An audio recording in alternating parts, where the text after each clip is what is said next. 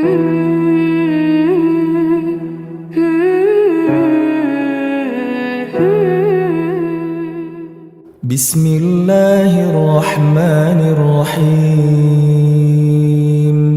Jangan pernah takut dengan sedekah yang dikeluarkan. Tidak akan pernah berkurang harta yang disedekahkan. Bunda tolong catat ini. 6 garansi dari Allah untuk orang yang bersedekah. 1, sedekah itu menghapuskan dosa. Jadi kalau Bunda punya dosa, kemudian Bunda bertaubat, dan agar taubat itu semakin menguatkan diri kita, maka kuatkan dengan sedekah. Sedekah. Yang kedua, sedekah itu menolak bala dan musibah. Mohon maaf ya, kalau hari ini kita ditimpa dengan ujian, dengan musibah, tolong dicatat. Mungkin ada sesuatu yang harus kita keluarkan, tapi kita nggak keluarkan. Maka kadang caranya Allah itu, kalau ada sesuatu yang harus dikeluarkan, tapi kita nggak keluarkan, maka dengan caranya Allah akan mengeluarkan sendiri. Gimana caranya? Dikasih ujian, dikasih musibah, dikasih bala, ujungnya keluar lagi. Yang ketiga, mempercepat pengabulan doa. Jadi kalau Bunda berdoa ingin cepat dikabulkan oleh Allah, salah satu amalannya apa? Sedekah. Makanya mohon maaf kalau ada di antara kita di sini yang sedang punya hajat, misalnya, misal ada pasangan rumah tangga ingin segera dihadirkan momongan, tapi barangkali belum dikasih teruskan doa sama Allah. Bagaimana cara mempercepatnya? Sedekah. Kalau Bunda ya sedang bisnis, sedang usaha, dan ngerasa kok usaha saya itu agak-agak berat begini ya, gimana caranya? Sedekah. Jadi kalau barangkali ada yang lagi sendiri dan ingin dihadirkan pasangan terbaik, gimana cara mempercepat hadirnya? Sedekah. Yang keempat, sedekah itu meringankan sakaratul maut. Ada orang yang ketika sakarat itu ringan, ada tidak? Dan itu buah dari sedekah yang dihadirkan. Tapi ada yang berat, ada nggak? Ada. Ada orang yang wafat itu kayak pamitan. Nanti saya akan wafat. Ketiduran wafat. Sangat ringan. Ternyata yang meringankan sakaratul mautnya apa? Sedekah.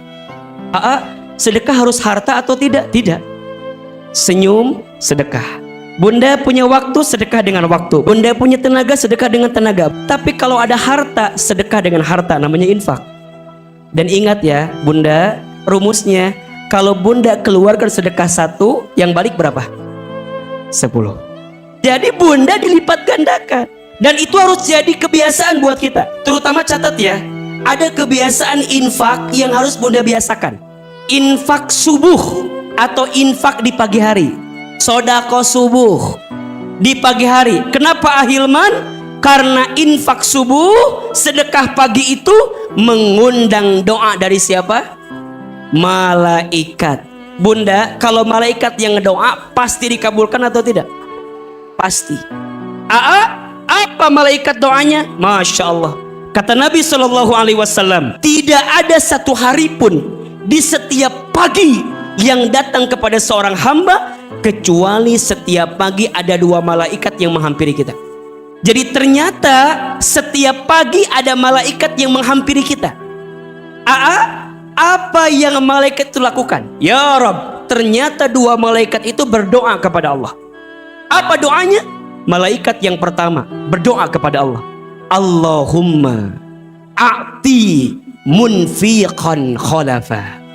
Ya Allah, berikanlah kepada orang yang berinfak. Kapan? Di waktu pagi itu.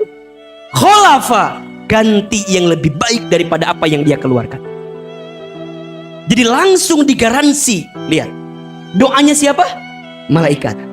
Tapi na'udzubillah, ada malaikat yang kedua berdoa kepada Allah. Apa doanya? Allahumma a'ti mumsikan talafa. Ya Allah, berikanlah kepada orang yang mumsik.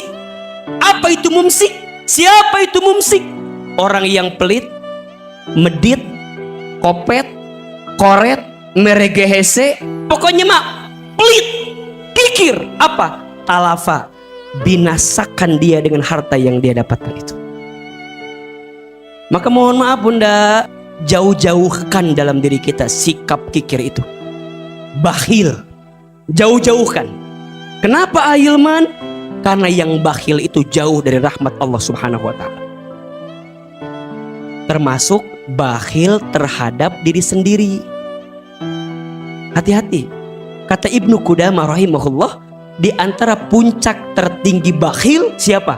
Orang yang bakhil terhadap dirinya sendiri. Gimana contohnya? Dia sakit, gak mau berobat.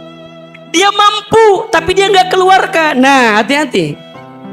Padahal harusnya dia keluarkan, tapi karena dia takut habis, takut hilang, ujungnya dia menzolimi diri sendiri. Itu masuknya apa? Pelit terhadap diri sendiri. Termasuk mohon maaf, sama orang lain aja kita gak boleh pelit, apalagi sama diri sendiri. Termasuk sama keluarga.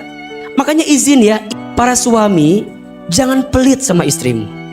Para suami, jika kita punya kemampuan dan kita bisa membahagiakan pasangan kita dengan harta yang Allah titipkan kepada kita, maka jangan pelit. Kenapa? Karena hakikatnya apa yang kita berikan itu akan kembali kepada kita yang memberikannya. Karena jangan kaget ya, setiap kita itu kadang-kadang itu rizkinya bergantung juga prosesnya dari siapa? Orang di sekitar kita. Maka saat mengeluarkan, jika kita mampu dan kita bisa, ya bahagiakan. Karena kecenderungannya suami yang menyayangi istrinya, maka Allah akan sayangi hidupnya.